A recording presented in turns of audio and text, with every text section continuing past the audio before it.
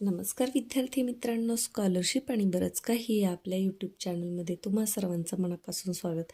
आज आपण इयत्ता चौथीसाठी मंथनच्या आपला जो प्रश्नपत्रिकेचा संच आहे त्याच्यातील प्रश्नपत्रिका सोडवणार आहोत.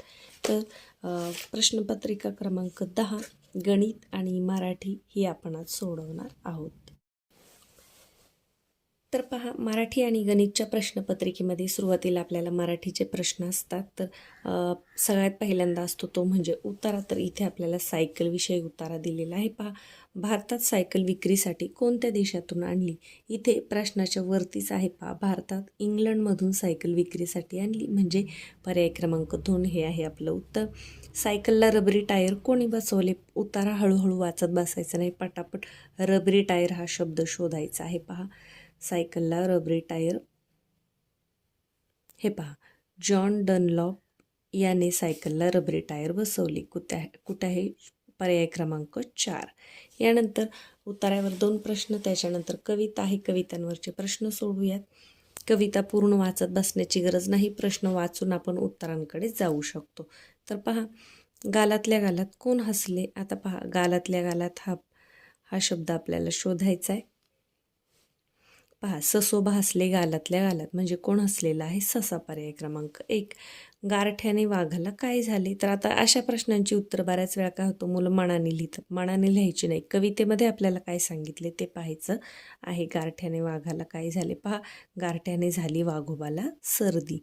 तर सर्दी झाली. पर्याय क्रमांक 2. म्हणजे उतार्यावरती 2 आणि कवितेवरती 2 असे 4 प्रश्न आपल्याला आहे. उतारा आणि कविता याच्यावरचे प्रश्न सोडवायला सोपे असतात. मराठीचे प्रश्न आपण पटापट सोडवायचे आहेत, म्हणजे काय होतं, गणित सोडवण्यासाठी आपल्याला पुरेसा वेळ मिळतो.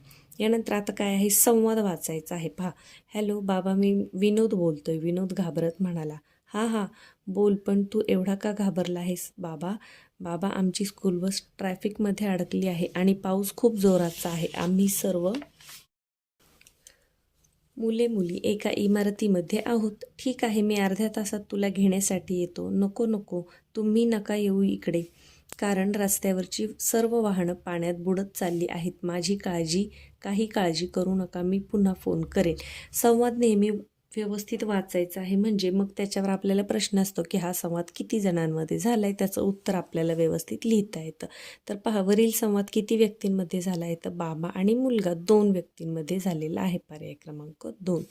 बस ट्रॅफिकमध्ये अडकल्याने सर्व मुली कोठे गेलेली आहेत? तर कोठे आहेत? ते सर्व इमारतीमध्ये आहेत. तर पर्याय क्रमांक 3 हे आहे आपलं उत्तर. यानंतर पुढचा प्रश्न आहे तो म्हणजे सुसंगत वाक्यांचा परिच्छेद. मग टिंबटिंबचा सण जवळ आला. आता सगळीच सणांची नावं आहेत, लगेच करायचं नाही. तर काय करायचंय, खाली पहिल्यांदा खालची 2 अजून वाक्य आहेत ती वाचायची आणि मग कोणता संदर्भ जुळतोय, कशाविषयी माहिती दिली हे आपल्याला कळतं. बाबांनी दादाला नवीन टिंबटिंब घेतले. आता साडी, भांडी, फ्रॉक येणार आहे का दादा म्हटल्यावर? नाही. तर मग इथे काय येईल? पॅन्ट शर्ट, म्हणजे पर्याय क्रमांक 1. आईने सर्वांसाठी काय? तिळगुळ, पतंग, फराळ, मोदक. आता इथे पहा, वरती कोणते सण दिलेत? तिळगुळासाठी इथे आपल्याला जानेवारी, म्हणजे मकर संक्रांतीचं काही दिलं आहे का? नाही दिलेलं, म्हणजे पतंग, तिळगुळ हे येणार नाही. मग दिवाळी दिली आणि फराळ दिलं आहे. मग इथे मोदकांविषयी सुद्धा वरच्या वाक्यात काहीच नाही, म्हणजे इथे दिवाळीचं वर्णन आहे. तर आईने सर्वांसाठी फराळ बनवले आणि दिवाळीचा सण जवळ आला होता, अशी याची उत्तरं येणार आहेत. तर सुसंगत वाक्याचा परिच्छेद सोडवताना पहिला वाक्य वाचून लगेच सोडवायचं नाही, खालची अजून जी 2 वाक्य आहेत ती कशाच्या संदर्भात आहेत हे आपल्याला बघायचं आहे. यानंतर पुढे पहा, पुढील वाक्यात रिकाम्या जागी योग्य नामाचा पर्याय शोधा. टिंबटिंब ही महाराष्ट्राची राजधानी आहे. आपल्याला माहिती आहे महाराष्ट्र राजधानी कोणती आहे? मुंबई. पर्याय क्रमांक 3. यानंतर खालील वाक्यात योग्य निर्देश वापरून वाक्य पूर्ण करा. नवीन रस्त्याच्या बांधणीसाठी जमीन संपादना टिंबटिंब प्रक्रिया पूर्ण झाली. आता जमीन संपादनाची असतं, ची. पर्याय क्रमांक 4 हे आहे आपलं उत्तर. जमीन संपादनाचे नाही, चा नाही, संपादनासाठी नाही, संपादनाची, म्हणजे जमीन संपादन केली जाते, म्हणजे मिळवली जाते. खुळे या शब्दाचे एकवचन पर्यायातून शोधा. खुळे, एक खुळा, अनेक खुळे. तर एकवचन काय आहे? खुळा. पर्याय क्रमांक 4. यानंतर खालीलपैकी शुद्ध शब्दाचा पर्याय कोणता? पहा, जीवनमध्ये न बाणाचा दिलाय, तो बाणाचा नसतो. इथे सगळीकडे नळाचा न पाहिजे होता, पण पर्याय क्रमांक 4 हा शुद्ध शब्द आहे. पर्यावरणमध्ये न हा बाणाचा असतो. पुढील वाक्यातील क्रियापद कोणते? किती सुंदर आहे शाळा ही.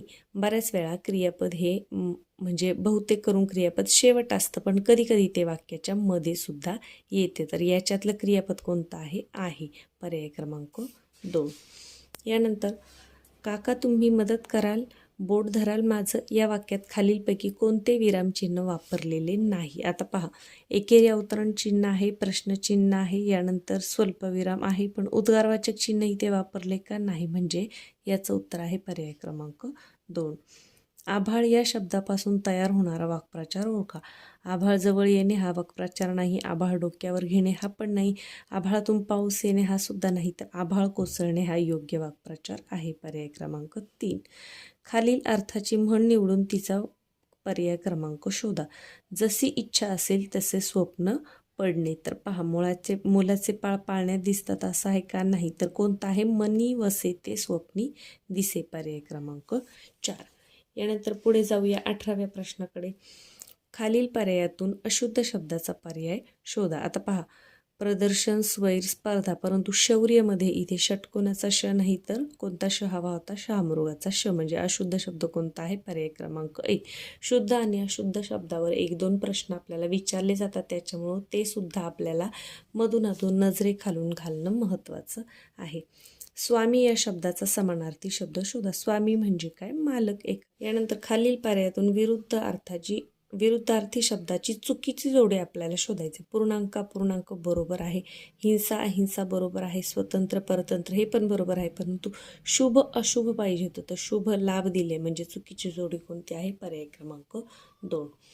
खालील शब्दसमूहाबद्दल येणारा शब्द.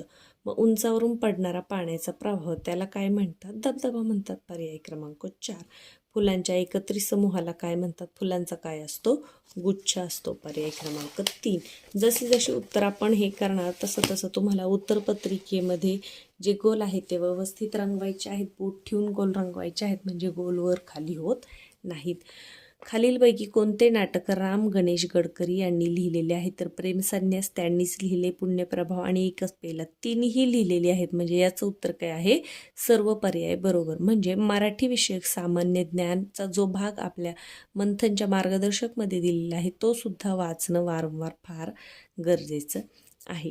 यानंतर खालीलपैकी कोणत्या बातमीचे शीर्षक सामाजिक बांधिलकीविषयी निगडीत आहे? म्हणजे समाजाविषयी. मग पहा, भारताचा आफ्रिकेवर 3 गडी राखून विजय हे खेळासंबंधी आहे.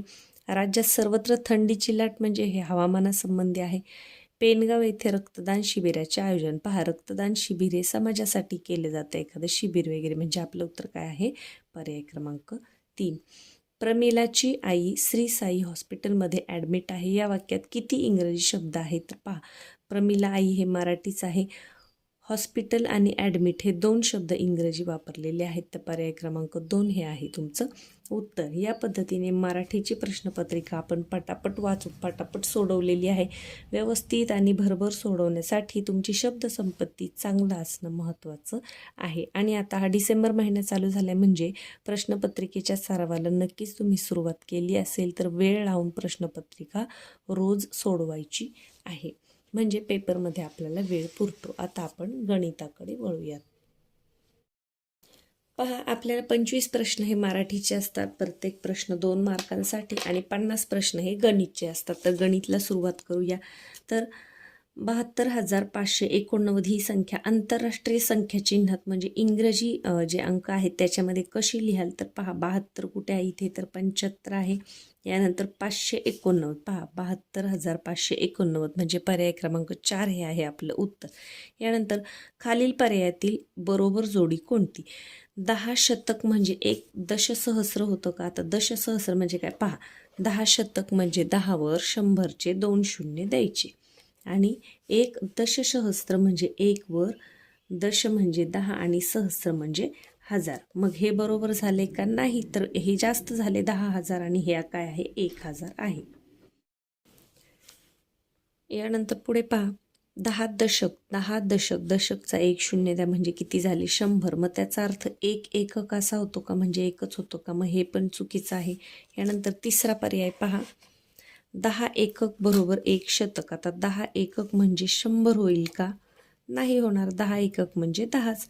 आणि 9 दशसहस्र पहा, 9 दश म्हणजे दशचा शून्य देऊ आणि सहस्र म्हणजे सहस्रचे 3 शून्य, सहस्र म्हणजे 1000. मग त्याचा अर्थ 90,000 होतो का, तर होतो. या पद्धतीने तुम्ही स्वतः लिहून सुद्धा याचे उत्तर काढू शकता. इथे शब्दांमध्ये फसायचं नाही. तर आपल्याला तोंडी जमलं नाही तर पटकन लिहून बघायचं आहे. तर 9 दशसहस्र म्हणजे 90,000 हे बरोबर आहे. म्हणजे योग्य जोडी कोणती आहे, पर्याय क्रमांक 4.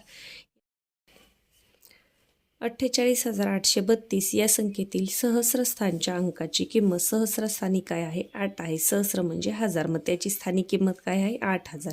शतक स्थानच्या अंकाच्या किती पट आहे, शतक स्थानी आहे 800, म्हणजे काय आहे खाली 800 लिहिणार. मग आपण भाग देऊन टाकूया. पहा, 8 एके 8, 8 10 80, म्हणजे किती पट आहे, 10 पट आहे. या पद्धतीने एका पायरीमध्ये तुमचं उत्तर निघणार आहे. उत्तर काय आहे, पर्याय क्रमांक 1. यानंतर एका आयताचे क्षेत्रफळ 1050 चौमी असून त्याची लांबी 35 आहे, तर त्याची रुंदी किती. आता आयताच्या क्षेत्रफळाचं सूत्र तुम्हाला माहीत आहे. आयताचे क्षेत्रफळ बरोबर लांबी गुणिले रुंदी. मग क्षेत्रफळ किती दिले आपल्याला, 1050. मग 1050 बरोबर रुंदी गुणिले लांबी दिलेली आहे 35. मग काय करायचं, हे 35 आपण या बाजूला आणायचे. म्हणजे पहा, 1050 भागिले 35 बरोबर रुंदी, आपल्याला रुंदी मिळून जाईल. आता इथे 5ने भाग जाईल. पहा, 5 आहे, 0 आहे. कोणत्याही संख्येच्या एकक स्थानी 0 किंवा 5 असेल तर त्याला 5ने भाग जातो. म्हणून इथे आपण 2ने 3ने भाग घालवत बसायचं नाही. याच्यासाठी विभाज्यतेच्या कसोट्या माहीत असणं महत्त्वाचं आहे. पहा, 5 7 35, म्हणजे इथे 7 आहे, 5 2 10, यानंतर 5 1 5 आणि वरती 1. मग 7 त्रिक 21 आणि हा एक 0 उरलेला, म्हणजे रुंदी किती येईल, 30. कुठे आहे 30, 30 मीटर. पर्याय क्रमांक 3 हे असणार आहे तुमचं उत्तर. पुढे पहा, रिकाम्या चौकटीमध्ये खालीलपैकी योग्य चिन्ह कोणते. आपण तोंडी पण करू शकतो. हे किती आहे पहा, 4 अंकी आहे. हे किती आहे, 5 अंकी. म्हणजे नक्कीच हा अंक मोठा आहे किंवा ही संख्या मोठी आहे. 38,007 आणि 5,903. न कच्चं काम करता याचं उत्तर आपल्याला येते. पर्याय क्रमांक 1 हे आहे आपलं उत्तर. जिथे जिथे आपल्याला कच्च्या कामाची गरज नाही तिथे आपण लिहित बसण्यात वेळ घालवायचा नाही. पटापट उत्तरं येत गेली की गोल रंगवायचे आहेत. यानंतर 87 पेक्षा सने मोठी असणारी संख्या कोणती. आता पहा, 87 पेक्षा मोठी आहे म्हणजे भागिले किंवा वाजा किंवा सर्व पर्याय असं येईल का, तर नाही. याचं उत्तर काय असतं, 87 पेक्षा मोठी आहे म्हणजे 87 अधिक स. आपण गणितामध्ये अक्षरांचा वापर याच्यामध्ये याचा व्यवस्थित अभ्यास केलेला आहे. यानंतर पुढे पहा, 23,607 ही संख्या अक्षरात कशी लिहाल. अगदी सोपं आहे. 23,607. पहा, 23,706 दिले, 23,607. पर्याय क्रमांक 4 हे आहे तुमचं उत्तर, 23,607. यानंतर चौकोनाला टिंब कोण असतात, तर किती कोण असतात, 4 कोण असतात. पर्याय क्रमांक 3. काही प्रश्न हे खूप सोपे असतात आणि काही प्रश्नांसाठी आपल्याला वेळ द्यावा लागतो. आता पहा, हे सर्व अंक एकदा घेऊन तयार होणाऱ्या मोठ्यात मोठा संख्येचा मधला अंक कोणता. मोठ्यात मोठी संख्या तयार करताना काय करायचे, मोठ्या अंकापासून सुरुवात करायची. मग कसं पहा, मोठा अंक कोणता आहे, 8, त्याच्यानंतर कोणता येईल, 6, त्याच्यानंतर 4, त्याच्यानंतर 2 आणि त्याच्यानंतर 0. ही झाली मोठ्यात मोठी संख्या. मग मधला अंक कोणता आहे, 4 हा आहे. तर पर्याय क्रमांक 4 हे आहेत आपलं उत्तर. यानंतर खालीलपैकी कोणत्या संख्येचा 5 हा अवयव आहे. म्हणजे थोडक्यात 5ने भाग जाणारी याच्यातली संख्या कोणती आहे. मी आत्ता सांगितलं होतं विभाज्यतेच्या कसोट्यांमध्ये 5ची कसोटी काय आहे, की ज्या संख्येच्या एकक स्थानी 0 किंवा 5 असेल तिला 5ने भाग जातो. पहा, हिला 5ने भाग जाणार का नाही, याला जाणार का नाही, याला सुद्धा नाही. मग 5 कुठे आहे, एकक स्थानी. पर्याय क्रमांक 3. म्हणजे इथे कोणतंही कच्चं काम न करता फक्त कसोटी माहीत असेल तर त्याचा वापर करून तुम्ही एका सेकंदामध्ये हे उत्तर काढू शकता. यानंतर पुढे पहा, 2 अंकी सर्वात मोठी मूळ संख्या व 1 अंकी सर्वात मोठी मूळ संख्या यांच्यातील फरक किती? आता 2 अंकी सर्वात मोठी मूळ संख्या कोणती आहे आपल्याला माहीत आहे. कोणती आहे तर 97 ही आहे. आणि 1 अंकी सर्वात मोठी मूळ संख्या कोणती आहे? 2, 3, 5, 7 म्हणजे 1 अंकी कोणती आहे तर 7 आहे. मग याच्यातील फरक विचारले म्हणजे वजाबाकी करायची. मग त्यांच्यातील फरक किती आहे? 90. पर्याय क्रमांक 1 हे आहे तुमचं उत्तर. यानंतर आता पहा, विस्तारित रूपातून तयार होणारी संख्या शोधायची तर किती आहे? 50,000 आहे. 4,000 आहे म्हणजे 50 आणि 4 54,709. हे मांडत बसायचं नाही, तुम्ही तोंडीसुद्धा याची बेरीज करू शकता. 50,000 4,000 किती झाले? 54,000. हे 700 आणि हे 9 या शून्याचं काही कामच नाही. मग 50,000 54,709 आपल्याला कुठे दिसतंय? 709 आपल्याला एकाच ठिकाणी दिसतंय. म्हणजे जास्त हे न करता पर्यायावरनं जर फिरवली तरी आपल्याला उत्तर मिळत आहे. पर्याय क्रमांक 3 हे आहे तुमचं उत्तर. परीक्षेमध्ये तुम्हाला अशाच पद्धतीने प्रश्न सोडवायचे असतात. यानंतर पंढरपूरला गेलेल्या 15 लोकांना 4,545 रुपये खर्च आला तर प्रत्येक व्यक्तीला किती खर्च आला? म्हणजे इथे सरळ सरळ आपल्याला भागाकार करायचा आहे. 15 लोकांना 4,545. प्रत्येक व्यक्तीचा खर्च काढायचा आहे ना. मग आपल्याला काय करावं लागेल? 15ने भाग द्यावं लागेल. अनेकावरून एकाची किंमत काढताना भागाकार करायचा. मग 15चा पाढा म्हणा. 15 त्रिक 45.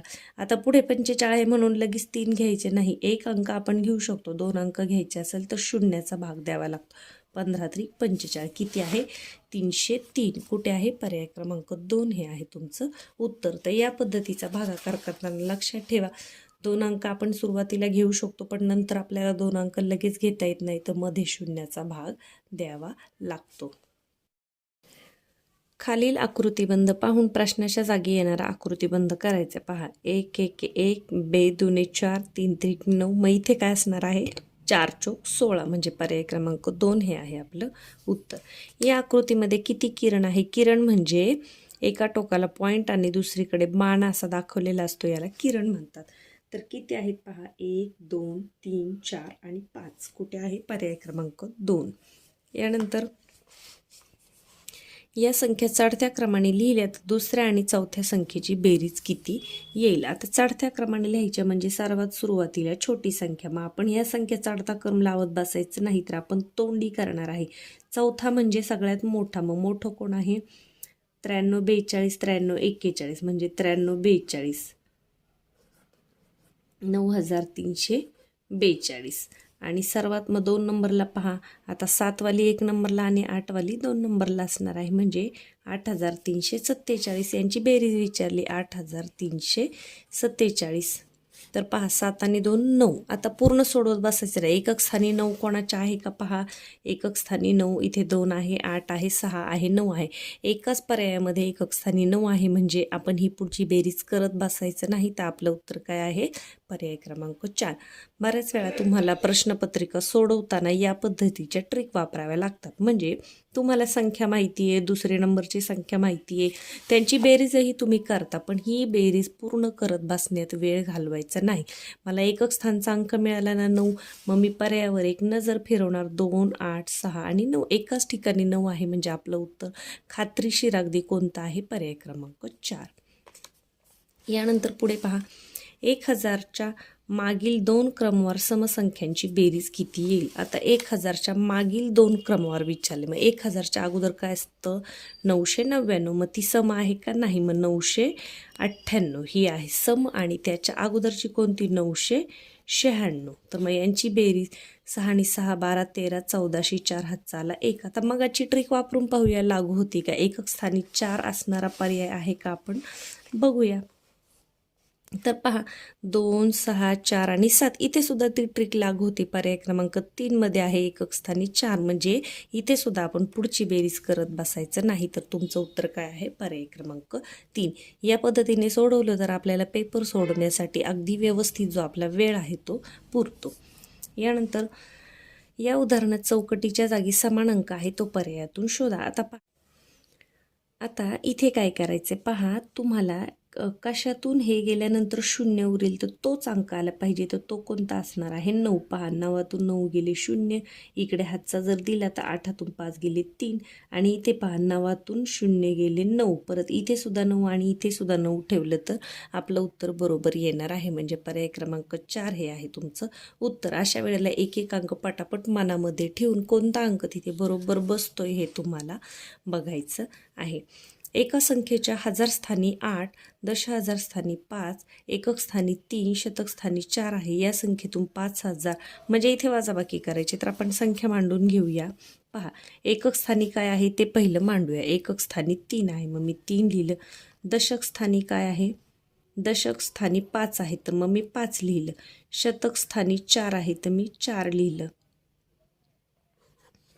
आणि हजार स्थानी 8 आहे. म्हणजे आपण ज्या एकक, दशक, शतक या क्रमाने आपण संख्या लिहून घेतली. 5369. 5369 वजा करायचे. तर वजाबाकी किती येईल असं विचारले. मग पहा, इथे 4 राहिले, 13 झाले, 9, 10, 11, 12, 13, 4 उरले. आता बघूया, 4 तर 2-3 ठिकाणी आहे. पुढे करूया. इथे 3 उरले, इथे 14 झाले. 6 आणि 4 10, 4 14. 84 शेवट आपल्याला कशाचे दिसते का? पहा, 2 अंक 1 4 आपल्याला 3 पर्यायामध्ये दिसत होतं. मग 84 आपल्याला शेवट दिसते का? बघूया. पहा, पहिल्याच पर्यायात आहे 84, 74, 65, 94. म्हणजे पर्याय क्रमांक 1 असणार आहे तुमचं उत्तर. इथे सुद्धा वजाबाकी आपण पूर्ण करत बसायची नाही. तर पर्यायावर नजर फिरवायची आणि मग लगेच आपण उत्तर शोधायचं आहे. 3 शतक गुणिले 2 दशक. 3 शतक म्हणजे 300 गुणिले 2 दशक म्हणजे 20. हे 3 शून्य ठेवून द्या. 3 दुने 6. किती आहे आपलं उत्तर? 6000. कुठे आहे? पर्याय क्रमांक 1. यानंतर शामरावांनी बाजारातून 82 डझन आंबे विकत घेतले. त्यापैकी 1 डझन आंबे खराब झाले म्हणून फेकून दिले. तर रामरावांकडे किती आंबे शिल्लक राहिले? तर पहा, रामरावांनी 82 डझन आणले होते, तर 1 डझन फेकून दिले म्हणजे किती उरले? 81 डझन. आणि 81 डझन म्हणजे किती असं तुम्हाला विचारले. तर मग 81ला काय करायचं? एका डझनमध्ये किती असतात? 12 असतात, म्हणून 12ने गुणायचं आहे. 12 एके 12शी 2, हातचा आला 1, 12 8 96 आणि 1 किती होतात? 97. म्हणजे 972 आंबे त्यांच्याकडे शिल्लक राहिले. कुठे आहे? पर्याय क्रमांक 3. आता इथे फसवण्यासाठी इथे बघा, तुम्हाला 81 दिलेले आहे, पण आपल्याला किती डझन विचारले का नाही, तर किती आंबे शिल्लक राहिले विचारले. म्हणून तुम्हाला ते 81मध्ये किती डझन आंबे होतात हे काढायचं होतं. बऱ्याच वेळा काय होतं, वाचताना मुलं पटापट वाचतात आणि मग 82मधून 1 गेले तर 81 हे उत्तर लगेच निवडतात. तर प्रश्न व्यवस्थित वाचायचा आहे. आपल्याला काय विचारले हे तुम्ही व्यवस्थित बघून त्याप्रमाणे उत्तर काढायचं आहे. यानंतर पुढे पहा, खालील पर्यायातून चुकीच्या जोडीचा पर्याय शोधा. आता इथे पदावली आपल्याला सोडवायची आहे. तर पहा, 8 एके 8, 8 गुणिले 8, 8 गुणिले 1 किती होईल? 8 एके परत 8 होईल आणि वजा 8 वजा 8 0 म्हणजे हे बरोबर आहे. आता तोडणी नाही जमलं तर इथे सोडून पाहायचं आहे. यानंतर इथे बघा, आता गुणाकार पहिल्यांदा करावा लागेल. म्हणजे 5 एके 5, 7 आणि 5 किती होतात? 7 आणि 5 12 अधिक 3 13 14 15. हे पण बरोबर आहे. आपल्याला चुकीचं विचारले. यानंतर इथे भागाकार करा. 64 भागिले 8, 8 8 64 म्हणजे इथे 8 येणार आहे. 16 आणि 8 किती होतात? 24 होतात. तर इथे 24 आणि इथे 10 म्हणजे चुकीची जोडी कोणती आहे? पर्याय क्रमांक 3. आपल्याला तिसऱ्या पर्यायाला जेव्हा उत्तर सापडतं तेव्हा हे आपण शोधत बसायचं नाही. यानंतर पुढे पाहूयात. चित्ररूप माहिती आहे आणि याच्यात सर्वात महत्त्वाचं म्हणजे इथे प्रमाण दिलेलं आहे. तर 1 मुलगा म्हणजे किती आहे? 5 मुलं आहे. हे अगदी महत्त्वाचं आहे, लक्षात ठेवा. प्रमाणावरून तुम्हाला उत्तरं सोडवायची आहेत. तर पहा, संगणक या संदेशवहन साधनाचा वापर किती मुले करतात? आता संगणक कुठे दिसतोय आपल्याला? इथे. तर किती? 1 2 3 4 5. पण 1 मुलगा म्हणजे 5 मुलं. मग ही 5 मुलं म्हणजे 5 5 25. कुठे आहे? पर्याय क्रमांक 4. यानंतर 15 मुले कोणत्या संदेशवहन साधनाचा वापर करतात? आता 15 मुले म्हणजे पहा, 3 3 5 15 म्हणजे 3 असणार. हे आपल्याला शोधायचे. मग कुठे आहे? हे काय आहे? TV. तर कुठे आहे? पर्याय क्रमांक 2 हे आहे तुमचं उत्तर. यानंतर राजूने आपल्याजवळील पेरूचा 3/10 म्हणजे 10पैकी 3 भाग भावाला दिला, तेवढाच भाग बहिणीला दिला, म्हणजे पुन्हा 3/10 म्हणजे 3 आणि 3 किती झाले 6, म्हणजे 6/10 भाग त्यांनी भावाला आणि बहिणीला दिलाय. तर त्याच्याजवळ किती शिल्लक राहिले, तोंडी आहे. 10 मधून 6 गेले, 4/10. कुठे आहे पर्याय क्रमांक 4 हे आहे तुमचं उत्तर. तोंडी नाही जमलं तर या पद्धतीने करून पहा. 3/10 भावाला दिला, 3/10 बहिणीला दिला. जेव्हा छेद समान असतो फक्त अंशांची बेरीज होते, म्हणजे 6/10 हे भाग वाटून झाले. मग 10पैकी 6 गेले, मग राहिले किती, तर 10पैकी 4 राहिले, म्हणून 4/10 हे आहे तुमचं उत्तर पर्याय क्रमांक 4.